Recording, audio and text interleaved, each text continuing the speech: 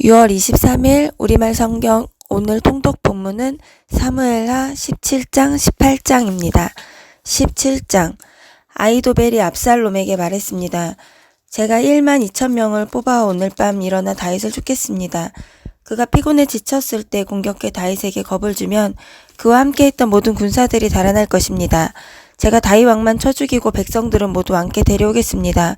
왕이 찾으시는 그 사람만 죽이면 백성들이 다 돌아올 것이고 백성들이 모두 평안할 것입니다. 압살롬과 이스라엘의 모든 장로들이 보기에 이 계획은 훌륭했습니다. 그러나 압살롬은 아렉 사람 후세를 불러 그의 계획도 들어보자고 했습니다. 후세가 들어오자 압살롬이 말했습니다. 아히도벨이 이러이러한 계획을 세웠다. 그가 말한 대로 하는 것이 좋겠느냐? 그렇지 않다면 네 의견을 말해보아라. 후세가 압살롬에게 대답했습니다. 지금으로서는 아히도벨의 계획이 그리 좋은 것 같지 않습니다. 왕의 아버지와 그 군사들을 아실 것입니다. 그들은 용사들인데다 산악기로는 새끼를 빼앗긴 들곰과 같습니다. 게다가 왕의 아버지는 백전노장이니 백성들과 함께 진영에 있지 않고 지금쯤 아마 동굴이나 어디 다른 곳에 숨어 있을 것입니다. 만약 우리 군사들 가운데 누가 먼저 쓰러지기라도 하면 그 소식을 듣는 사람이 압살롬을 따르는 사람들이 졌다라고 말할 것입니다. 그러면 아무리 사자 같은 심장이라도 두려움으로 간담이 서늘해질 것입니다.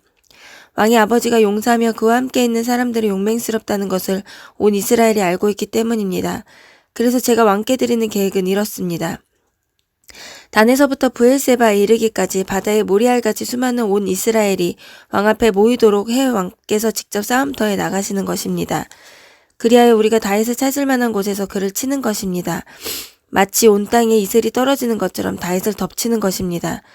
그러면 다윗이나 그의 사람들 가운데 살아남은 사람이 한 사람도 없을 것입니다. 만약 그가 어떤 성에 들어가 있다면 온 이스라엘이 그 성에 밧줄을 가지고 들어가게 하십시오. 그러면 우리가 그 성을 강으로 잡아당겨 돌조각 하나도 남기지 않고 쓰러뜨릴 것입니다. 압살롬과 모든 이스라엘 사람들이 말했습니다. 아렉 사람 후세의 계획이 아히도벨의 것보다 낫습니다. 이렇게 된 것은 여호와께서 압살롬에게 재앙을 주시려고 아히도벨의 좋은 계획을 좌절시켰기 때문입니다. 그때 후세가 두 제사장 사독과 아비아달에게 말했습니다. 아히도벨이 압살롬과 이스라엘 장로들에게 이러저러한 계획을 내세우고 나도 이러저러한 계획을 내세웠습니다. 그러니 당장 다윗에게 소식을 보내 오늘 밤 광야 나루터에 계시지 말고 한시 바삐 강을 건너십시오. 그렇지 않으면 왕과 그와 함께한 모든 사람이 죽을 것입니다. 라고 말하십시오. 요나단과 아히마아스는 들킬까봐 성으로 들어가지 않고 에느로겔에 머물러 있었습니다. 그래서 한 요중이 그들에게 가서 소식을 전해주면 그들이 다윗 왕께 가서 알리곤 했습니다. 그러나 한 젊은이가 그들을 보고 압살롬에게 일러 바쳤습니다. 그러자 그 두 사람은 재빨리 그곳을 떠나 바후림에 있는 어떤 사람의 집으로 갔습니다. 그 집 마당에 우물이 하나 있어서 그들은 그 속에 내려가 있었습니다. 그러자 그의 아내가 우물뚜껑을 가져다가 우물을 막고 그 위에 곡식을 널어놓아서 아무도 알지 못하게 했습니다.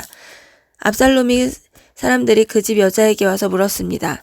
아히마아스와 요나단이 어디 있느냐? 그 여자가 그들에게 대답했습니다. 그들은 시내를 건너갔습니다. 그 사람들은 사방으로 찾아보았으나 결국 찾지 못하고 예루살렘으로 돌아갔습니다.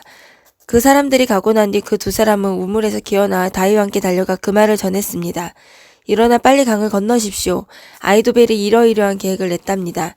그리하여 다윗과 그와 함께 했던 모든 사람들은 일어나 요단강을 건넜습니다. 동튼 무렵까지 요단강을 건너지 못한 사람은 아무도 없었습니다. 아히도벨은 자신의 계획이 채택되지 못한 것을 보고는 나귀의 안장을 안고 일어나 고향의 자기 집으로 돌아갔습니다. 그리고 그는 집을 정리한 뒤 목매달아 죽어 그의 아버지의 무덤에 묻혔습니다. 다윗은 마하나임으로 갔고 압살롬은 모든 이스라엘 군사들을 데리고 요단강을 건넜습니다. 압살롬은 요압을 대신해 아마사를 군대 장관으로 세웠습니다. 아마사는 이스라엘 사람 이드리라는 사람의 아들입니다. 이드라는 나하스의 딸 아비갈과 결혼해 아마스를 낳았는데 아비갈은 요압의 어머니 수르야의 여동생입니다. 이스라엘 사람들과 압살롬은 길앗 땅에 진을 쳤습니다. 다윗이 마하나임에 가 있을 때 암몬 사람들은 성인 라빠에서 나하스의 아들 소비가 찾아왔고 로데발은 암미엘의 아들 마길과 로글림에서는 길앗 사람 바르실레가 찾아와 침대와 대와 그릇들을 가져오고 밀과 보리와 밀가루와 볶은 곡식과 콩과 팥과 볶은 녹두와 꿀과 버터와 양과 치즈를 가져와 다윗과 그의 일행들에게 먹으라고 주었습니다. 그들은 다윗의 일행이 광야에서 배고프고 지치고 목말랐을 것이라고 생각했던 것입니다. 18장 다윗은 그와 함께 있는 사람들의 수를 세어 천부장과 백부장을 세웠습니다. 다윗은 군대를 셋으로 나누어 3분의 1은 요압의 지휘 아래, 3분의 1은 요압의 동생 스루야의 아들 아비새의 지휘 아래, 또 다른 3분의 1은 가드 사람 이때의 지휘 아래 두었습니다. 그리고 왕은 모든 백성에게 나도 반드시 너희와 함께 직접 나가겠다라고 말했습니다. 그러나 백성들은 말했습니다. 나가시면 안 됩니다. 만약 우리가 도망쳐도 저들은 상관하지 않을 것이고 우리 가운데 절반이 죽어도 상관하지 않을 것입니다. 그러나 왕께서는 우리를 1만 명과 같습니다. 왕께서는 지금 성 안에 계시면서 우리를 돕는 것이 더 좋을 것 같습니다. 그러자 왕은 무엇이든지 너희 좋을 대로 할 것이다 하고 대답했습니다. 그리하여 왕은 모든 군사들이 100명씩 그리고 1000명씩 무리를 지어 나가는 동안 성문 곁에 서 있었습니다.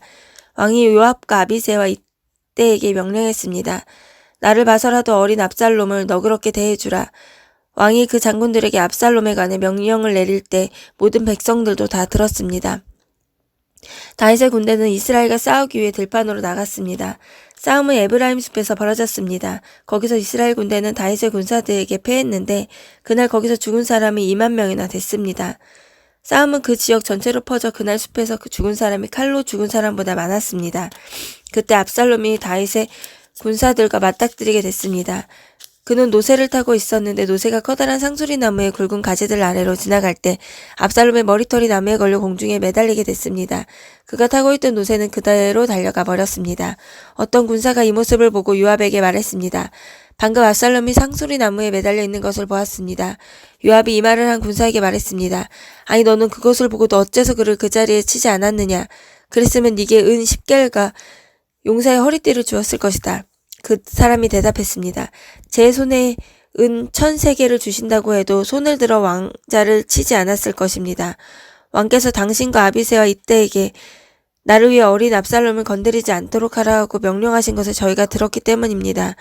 만약 내가 왕의 명령을 어기고 압살롬을 죽였다면 왕 앞에서는 아무도 숨길 수가 없기 때문에 장군님도 제게서 등을 돌릴 것입니다. 요압이 말했습니다. 내가 너와 이렇게 꾸물거리고 있을 때가 아니다. 그러고는 창 3개를 손에 쥐고는 아직 살아서 상수리 나무에 달려있는 압살롬의 심장을 찔렀습니다. 요압의 무기를 든 군사 10명도 압살롬을 에워싸고 쳐 죽였습니다. 그리고 나서 요압이 나팔을 불어 군사들을 멈추게 하자 군사들이 이스라엘을 뒤쫓아가지 않고 돌아섰습니다. 그들은 압살롬을 데려가 숲속 큰 구덩이에 던져넣고 그 위에 아주 큰 돌무더기를 쌓아두었습니다. 이스라엘 군사들은 모두 자기 장막으로 도망쳤습니다. 압살롬은 아직 살아있을 때 자신을 위해 왕의 골짜기에 비석을 세웠습니다.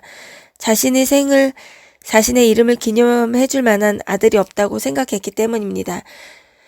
그가 그 비석에 자신의 이름을 붙였으므로 사람들은 오늘까지 그것을 압살롬의 기념비라고 부르고 있습니다. 그때 사독의 아들 아하마스가 말했습니다. 내가 달려가 여호와께서 왕의 원수를 갚아주셨다는 소식을 왕께 전하겠습니다. 요압이 그에게 말했습니다. 오늘 그 소식을 전할 사람은 네가 아니다. 왕자가 죽었으니 너는 다른 날 전하고 오늘은 하지 마라. 그리고 나서 요압이 에디오피아 사람에게 말했습니다. 가서 왕께 네가 본 것을 말씀드려라. 그러자 에디오피아 사람이 요압 앞에 절하고 달려갔습니다. 사독의 아들 아히마아스가 다시 요압에게 말했습니다. 제발 부탁입니다. 어쨌든 저 에디오피아 사람을 뒤따르게 해주십시오. 그러나 요압이 대답했습니다. 내 아들아, 네가 왜 그렇게 가려고 하느냐? 네게 상이 될 만한 소식이 없지 않느냐? 아히마아스가 말했습니다. 제발 부탁입니다. 어쨌든 저도 가겠습니다. 그러자 요압은 그가 가는 것을 허락했습니다. 그러자 아히마아스는 들길로 내려가 에디오피아의 사람 앞질렀습니다. 다윗의 두 성맥 사이에 앉아있는데 파수꾼이 성벽과 성문 위 지붕에 올라갔습니다. 한 사람이 혼자 달려오는 것을 보았습니다. 파수꾼이 큰 소리로 왕께 이 사실을 알렸습니다. 왕은 그가 혼자라면 그 입에 좋은 소식이 있을 것이다 라고 말했습니다. 그 사람은 빨리 달려 점점 가까이 오고 있었습니다.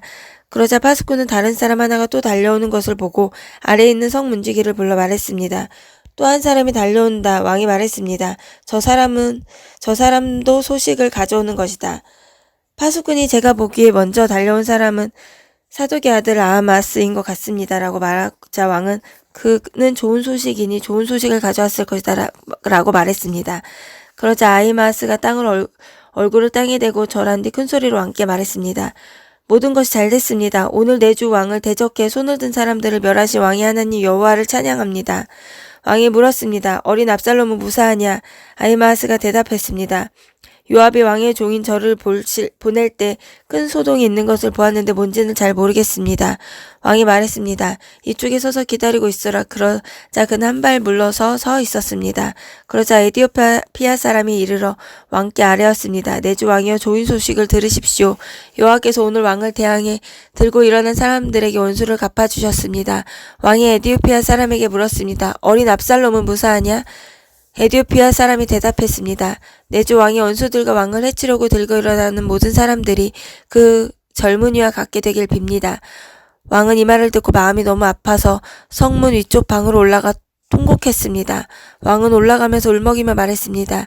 내 아들 압살롬아, 내 아들아, 내 아들 압살롬아, 내가 너 대신 죽을 수만 있었다면 압살롬아, 내 아들, 내 아들아. 아멘.